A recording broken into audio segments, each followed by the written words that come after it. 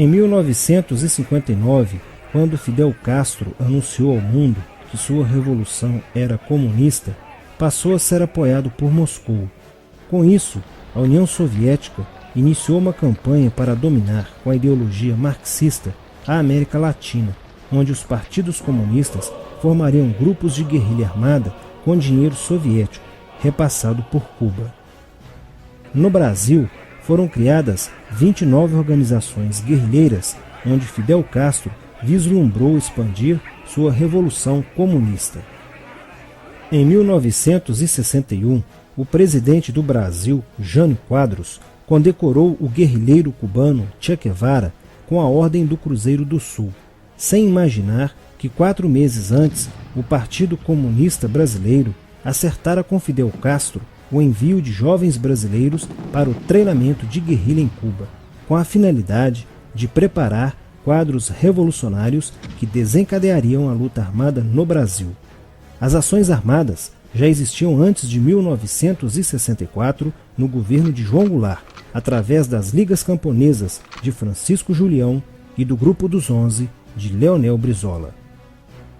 Com a chegada ao poder, em 1964, do presidente Castelo Branco, centenas de comunistas e políticos de esquerda refugiaram-se no Uruguai, onde formariam a Frente Popular de Libertação, que a partir de 1965 empreenderia atos de sabotagem urbana e focos de guerrilha rural no Brasil, principalmente na Serra do Caparaó, cujos guerrilheiros, apoiados por Leonel Brizola, foram combatidos e vencidos por tropas da Polícia Militar de Minas Gerais.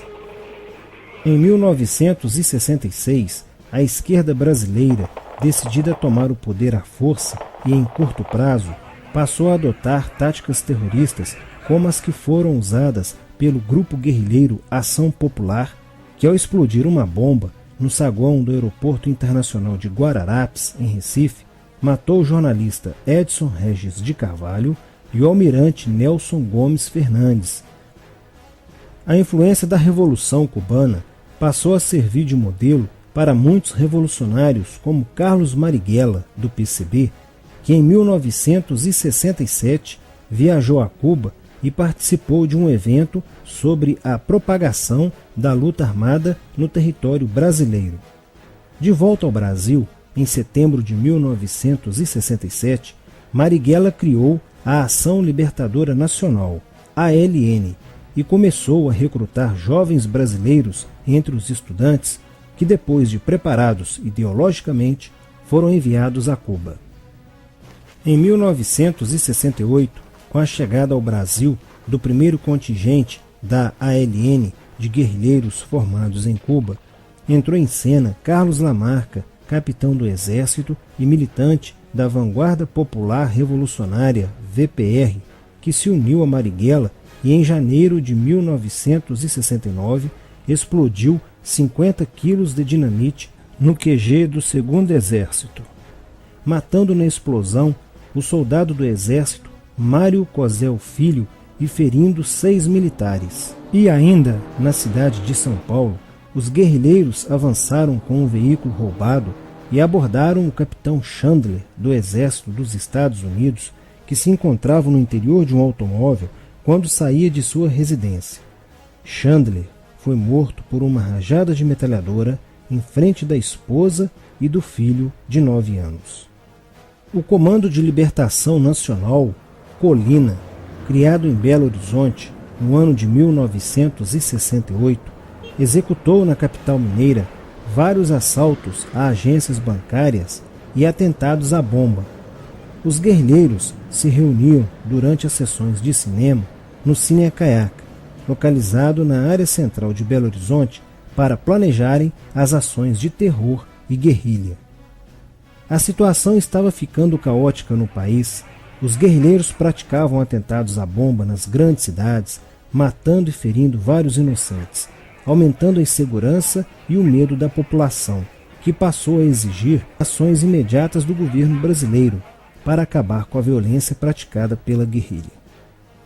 Atendendo ao clamor público para combater o terrorismo e a guerrilha com mais rigor, o presidente Costa e Silva editou o Ato Institucional número 5, AI-5, que previa o exílio e punições mais severas aos autores de atos de guerrilha terrorista praticados contra a população brasileira. Em desafio à nova medida do governo de proteção à sociedade, Carlos Marighella, em 1969, lançou o seu mini-manual do guerrilheiro urbano. Neste mesmo ano, só no Rio de Janeiro, a ALN, para aumentar os seus recursos financeiros, praticou 30 assaltos, sendo a maioria deles contra as agências bancárias. E ainda, em 1969, a ALN, juntamente com o movimento revolucionário 8 de outubro, o MR8, sequestrou o embaixador dos Estados Unidos, Charles Burke. O sequestro foi sugerido pelo guerrilheiro Franklin Martins. Os guerrilheiros exigiram a libertação de 15 presos políticos, dentre os quais se encontrava José Dirceu. A exigência foi prontamente atendida pelo governo militar. A ALN estava prestes a sofrer um grande golpe quando Marighella começou a cair. Após a prisão de um militante de sua organização, no dia 1º de outubro de 1969. Os dados fornecidos pelo militante da ALN preso coincidiram com informações prestadas por outro militante da VPR, que também denunciou o envolvimento de vários religiosos com grupos de guerrilha, entre eles Frei Beto. Quando Frei Fernando e Frei Ivo, também envolvidos com os grupos guerrilheiros, foram presos e logo após interrogados, os religiosos entregaram o ponto de contato de Carlos Marighella, na cidade de São Paulo. No dia 4 de novembro de 1969, o ponto foi cercado pela polícia, onde Marighella, percebendo o cerco, reagiu e foi morto. Depois da morte de Marighella, centenas de guerrilheiros foram presos e mais de 300 armas apreendidas. 2 sequestros de diplomatas, o embaixador alemão Enfield von Hollenberg e o cônsul japonês Nobuo Okushi, foram feitos às pressas, para libertar os guerrilheiros que continuavam presos.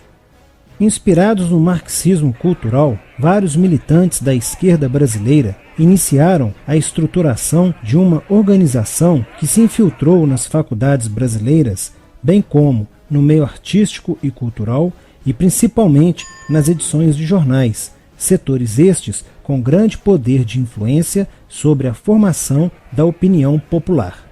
Durante as manifestações, vários militantes comunistas, usando armas de fogo, eram infiltrados no movimento estudantil e disparavam contra os manifestantes, na intenção de colocar a opinião pública contra o regime militar.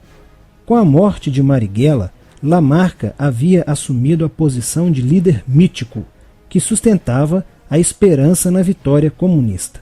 Em 1970, quando o embaixador suíço Giovanni Butcher foi sequestrado, o governo se recusou a soltar os presos da lista apresentada pelos guerrilheiros. Depois de 40 dias de sequestro, os guerrilheiros quiseram matar o embaixador suíço. Porém, o governo militar cedeu e as exigências dos guerrilheiros sequestradores foram atendidas, preservando a vida do diplomata. Na cidade de São Paulo, o cerco sobre a vanguarda popular revolucionária, liderada por Carlos Lamarca, estava se fechando. Isso fez com que Lamarca fugisse para o Vale da Ribeira e montasse um campo de treinamento para a guerrilha. Na tentativa de descobrir este campo, tropas da Polícia Militar do estado de São Paulo foram deslocadas para a região. No dia 8 de maio de 1970, um pelotão comandado pelo tenente da Polícia Militar, Alberto Mendes Júnior, foi emboscado e rendido por guerrilheiros da VPR.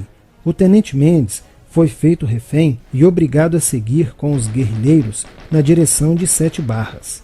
Depois de um dia e meio andando pela mata, Lamarca formou um tribunal revolucionário e decidiu matar o tenente Mendes, que teve o crânio esmagado por coronhadas de fuzil desferidas pelos guerrilheiros Diógenes e Fujimori.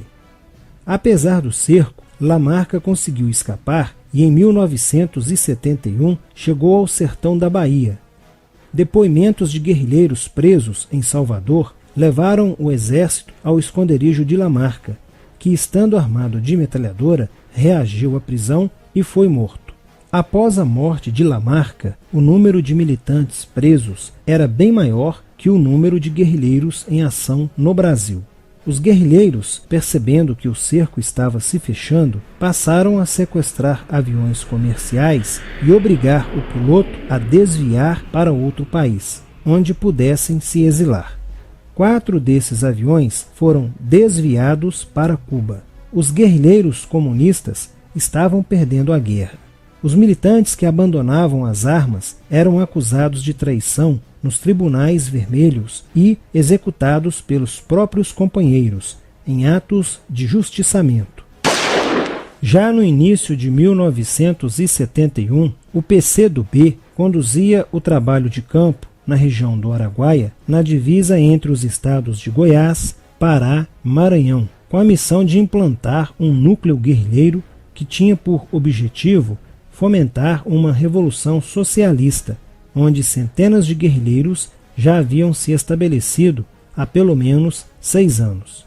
No início de abril de 1972, o presidente Médici enviou à região do Araguaia equipes especializadas em inteligência que, da busca do conhecimento sobre a atividade clandestina, logo efetuaram as primeiras prisões, entre elas a de José Genuíno, primeiro guerrilheiro preso no Araguaia.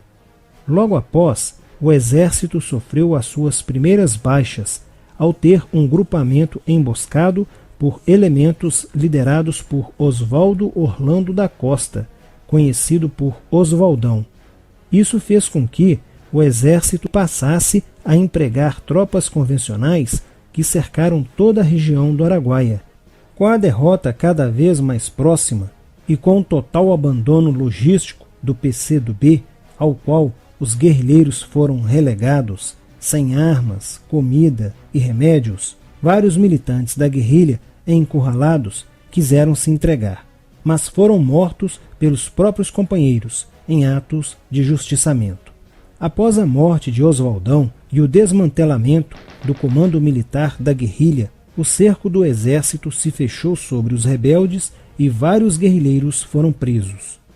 Assim terminava o sonho da esquerda brasileira de transformar o Brasil em uma ditadura comunista. Mas a esquerda brasileira não desistiria de conquistar o poder e retornaria mais tarde com uma tática mais eficiente que a luta armada: o marxismo cultural.